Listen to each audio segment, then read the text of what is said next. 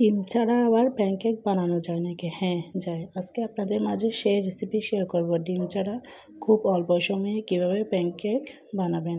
আসসালামু আলাইকুম, back to my channel. সবাই আশা করি ভালো আছেন। আলহামদুলিল্লাহ, আমিও ভালো আছি। শুরু করি মূল রেসিপি। প্রথমে 4 চামচের মতো নিয়ে নিলাম ময়দা, তারপর দিলাম 2 চামচের মতো সুজি, তারপর দিলাম পরিমাণ মতো চিনি, তারপর দিলাম বেকিং পাউডার। বেকিং পাউডারটা অবশ্যই দিবেন। তারপর দিলাম স্বাদ মতো লবণ, তারপর দিলাম রান্নার রেগুলার তেল, তেলটা অবশ্যই দিবেন। এবার দিলাম নর্মাল তাপমাত্রার পানি। এবার সবগুলো দিয়ে ব্লেন্ড করে নেব। ব্লেন্ড করা শেষ। দেখেন ব্যাটারটা কীরকম হয়েছে, বেশি পাতলাও না বেশি ঘনও না, ব্যাটারটা এরকমই হবে। এই দেখেন এরকমই হবে। এবার একটি প্যানে তেল ব্রাশ করে দিলাম। এবার এরকম একটা গোল চামচের সাহায্যে 1 চামচ পরিমাণ দিয়ে দিলাম।